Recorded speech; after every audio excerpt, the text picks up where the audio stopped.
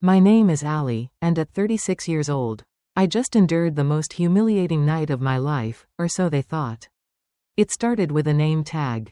Not a mistake, not a mix-up, a calculated insult. Allie Thomas, housekeeper. That's what it said. My sister-in-law Chloe handed it to me with a smug little smirk, her eyes daring me to react. The ballroom went silent for a beat. And then came the laughter. The polite gasps hidden behind champagne glasses. No one stopped her. No one defended me. Not even Ryan, my husband, who stood across the room chatting like nothing had happened. That tag didn't just mislabel me, it erased me. Erased my role as his wife. As family. As a human being. But while they laughed, thinking they'd broken me, they had no idea I had already planned my move months ago. For years, I tolerated the whispers, the passive jabs, the icy dinners with my in-laws who never believed I was worthy.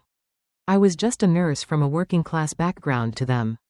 Not enough, but I paid attention. I saw Chloe's secrets, her affair with a coworker, her shady charity accounts.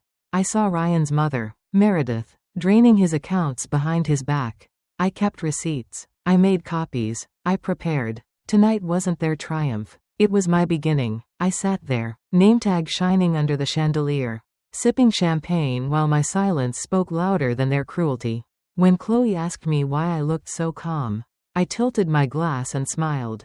Because the punchline's coming. She laughed then, but that smirk would vanish before dessert. Hours later, a discreet envelope reached the groom, Chloe's fiancé, Daniel. Inside? Screenshots, hotel receipts, texts from Chloe's burner phone. I watched his face change color as he read. I watched his mother rise, dignity sharp as a blade, and address the guests. This engagement is over, she said, calm and clear. Chloe's perfect life crumbled in real time.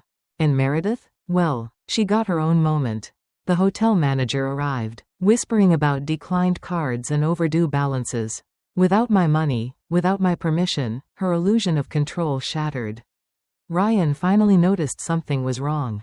Of course. Too late. He found me outside. What happened? He demanded. Stunned. Why didn't you tell me? I stared at him, quiet for a beat. Then I said, because you never listened. Every insult they threw, he ignored. Every time they belittled me, he let it happen. That night, I walked away. From Ryan. From all of them. 1 year later, I sit in my own apartment, overlooking the city skyline, coffee in hand. I'm not angry anymore. I'm free. They thought they were watching me fall. But really, they watched me rise. I rebuilt my life without them. Brick by brick. With peace and dignity. Sometimes people mistake silence for weakness, but silence can also be strategy.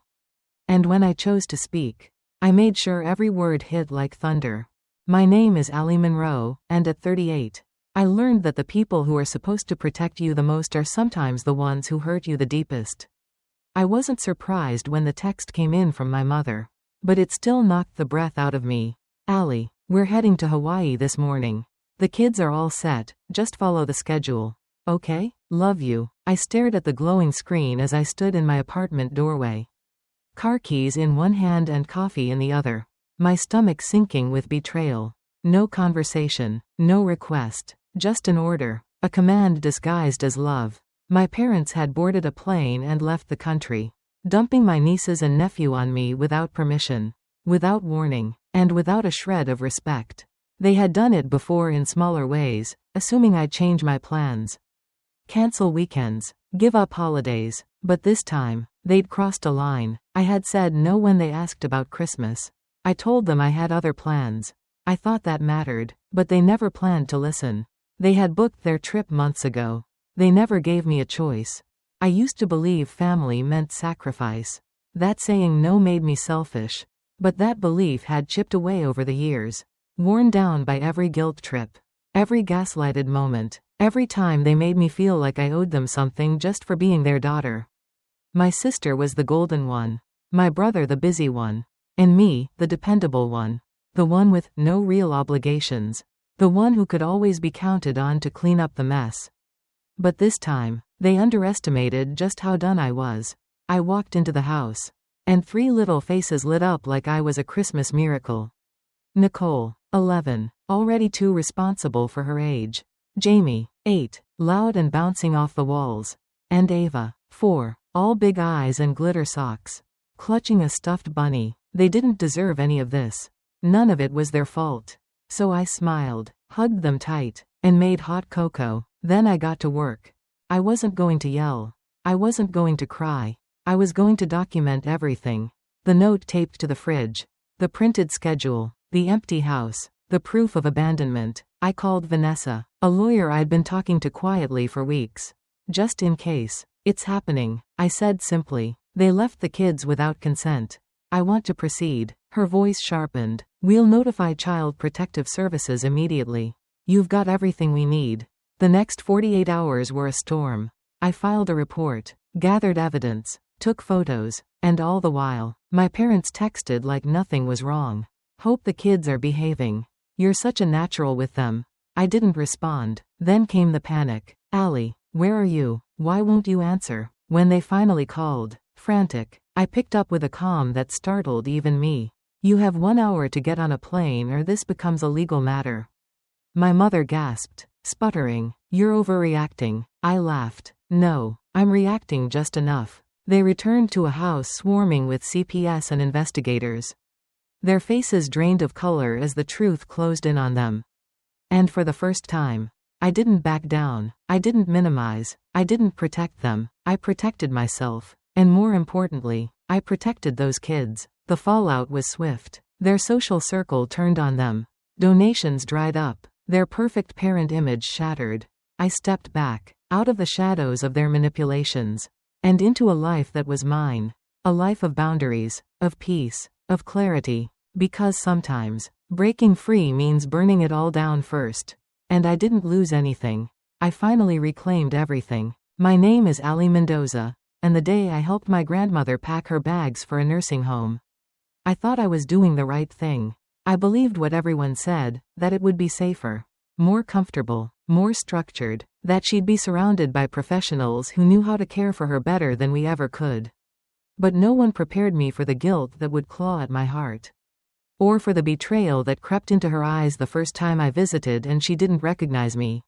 Nana used to dance barefoot in the kitchen, hum old jazz songs while she cooked, and tell me that love wasn't in grand gestures, it was in remembering how someone takes their tea.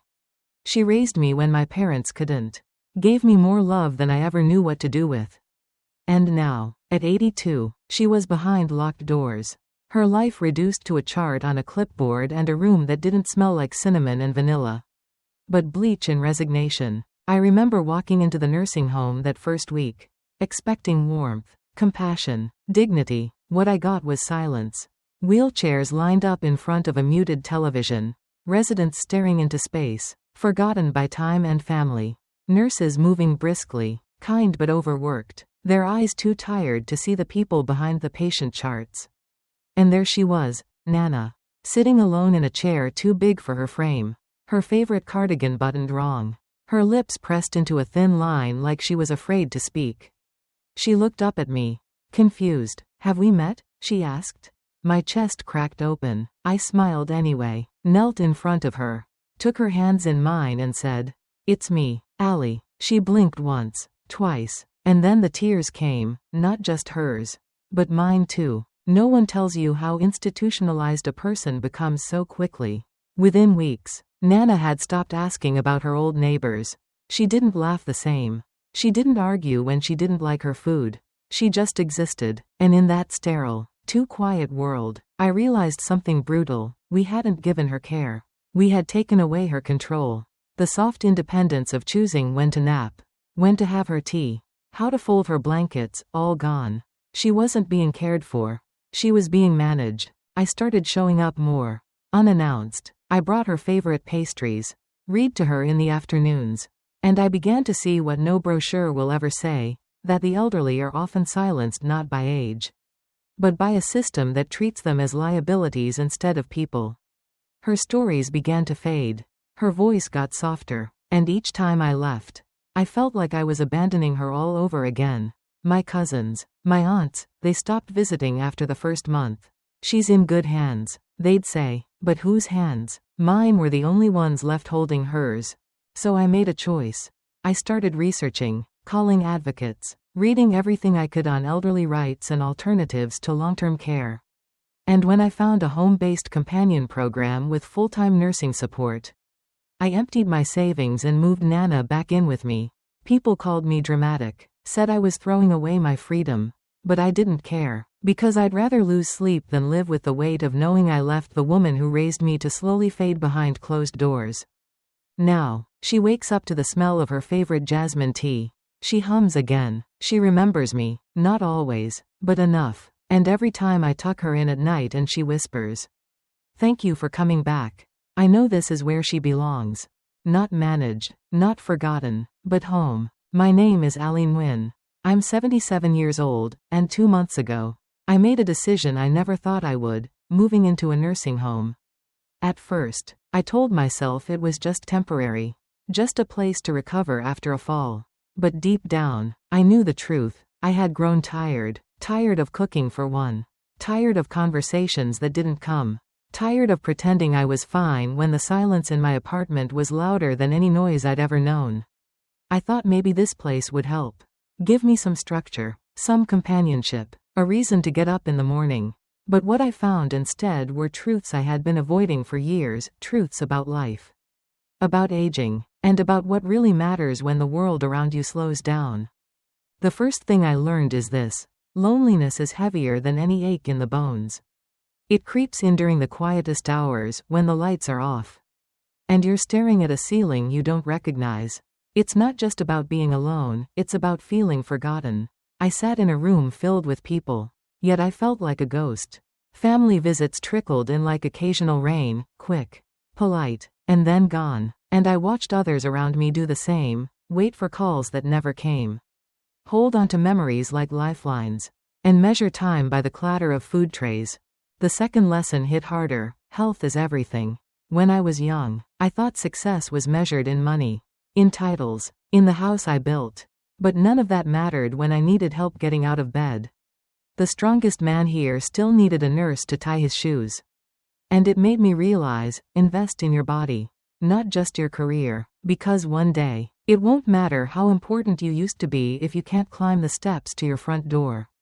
Third, material things lose their shine. I used to treasure my antiques, my furniture, my carefully curated collection of porcelain dishes. None of them came with me here. I had one dresser, one bed, a chair by the window. That's all I needed, and strangely, it felt freeing. When you're stripped of possessions, you're left only with the essence of who you are. And that's where I began to rediscover myself. But what surprised me most was the fourth truth: independence is a luxury we don't appreciate until it's gone. I never thought twice about choosing what to eat, when to shower, or how late to stay up. Here, every part of the day is planned. Kindness, yes, but freedom? Limited. I had to fight to keep even a small piece of my daily routine. And I learned that being able to make your own decisions, no matter how small, is one of life's greatest gifts. Then came the quiet joy, learning that happiness truly lives in the simple things. A warm cup of tea, the sound of rain, a letter from an old friend, a nurse who remembers your name without checking the chart. Gratitude comes easier now, and so does forgiveness, for the family that forgot to call, for the mistakes I made, for the time I thought I lost. And perhaps most important of all, every day is still a gift. Even the ones that begin with pain, even the ones where I feel invisible. Because I'm still here, I still matter, I still have something to give, to share, to say, to teach. I spent decades rushing toward tomorrow, but now, I sit still and appreciate today.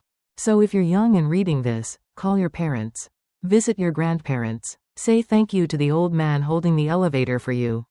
One day, you'll be in his shoes. And when you are, may you carry these truths with grace. My name is Ali Tran.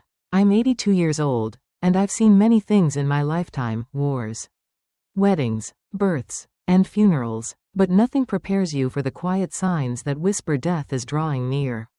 Not for yourself, but for someone you love. Over the past year, I watched my wife, Lan, begin to fade, not all at once, not with drama or sudden decline. It came gently, like fog rolling in at dawn. One moment, she was beside me in the garden, tending to her roses with the same delicate care she gave our children. The next, She was too tired to lift the watering can. At first, I brushed it off as age. We both had our slow mornings. But then came the weight loss, the kind that no soup or porridge could fix. Her favorite dishes lost their flavor. Her clothes no longer fit. I knew what was happening, but I didn't want to face it. Then came the exhaustion, not the kind a nap could solve, but a deep weariness that settled into her bones. Some days she barely had the strength to sit up in bed.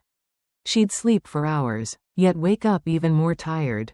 Lan was never one to complain. But her eyes said everything. When she started needing help to walk to the kitchen, I began to prepare myself. I knew, I just didn't want to admit it. What broke me the most was when her mind began to retreat. Lan had always been sharp. The keeper of birthdays, recipes, and stories, but suddenly, she'd forget what day it was. She stopped reading her books. Stopped joining in conversations. One afternoon, I found her sitting in silence, staring at the same photo of our wedding day for nearly an hour. I asked what she was thinking about, and she whispered, "Who is that man next to me?" My heart cracked in that moment. She didn't recognize the younger version of me. Of us. That was the third sign. The fourth came as sickness returned with more frequency. Coughs lingered. Small cuts didn't heal. Her immune system, once so strong, was losing the battle. Every little illness took longer to recover from. And sometimes, she never truly did. It was as if her body was waving a white flag.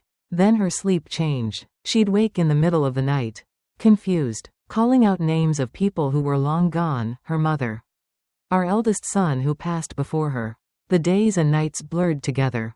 And sometimes, she'd sleep for hours at a time without stirring. It wasn't peace. It was distance. The final sign was the way her breathing changed. Slower, shallow, sometimes erratic. There were moments when I'd sit by her bedside and count the seconds between breaths, praying there would be another one. She didn't seem afraid, just tired. So very tired. I knew then that she was ready. Even if I wasn't. These signs, the weight loss, the fatigue, the confusion, the infections, the strange sleep, and the labored breathing, were not just symptoms. They were messages, warnings wrapped in silence, and though they were painful to witness, they gave me time. Time to hold her hand. Time to tell her every story again. Time to whisper how much I loved her. Lan passed away 3 weeks ago. Peacefully, gently, and though the house is emptier now, I find comfort in knowing I didn't miss the signs. I didn't ignore what she couldn't say out loud. Aging teaches you to listen, not just to words, but to the pauses, the silences, the shifts. If you are reading this and caring for someone you love, be present. Pay attention, not out of fear, but out of love, because when the time comes, and it will, you'll want to say, "I saw her. I heard her. I was there." One of the most powerful lessons drawn from this story is the importance of boundaries and self-respect. Even, perhaps especially, when it comes to family. Many people grow up believing that family loyalty must be unconditional, no matter how deeply they are mistreated. But there comes a time in life, especially as we grow older and wiser, when we realize that blood ties do not grant others the right to harm us. The content reminds us that love must be mutual, not transactional, that emotional manipulation, abandonment, and betrayal, even when disguised as family tradition or tough love, leave scars that run deep. Sometimes, walking away isn't an act of cruelty, it's an act of survival. Choosing peace over toxicity, truth over appearances, and self-worth over pleasing others is not selfish, it's necessary. For the older generation especially, this story is a reminder that it is never too late to protect your peace, to let go of guilt, and to stop justifying mistreatment in the name of obligation. In the end, healing begins not when others change, but when we stop giving them the power to hurt us. That's when freedom begins, and it's the kind that no one can take away.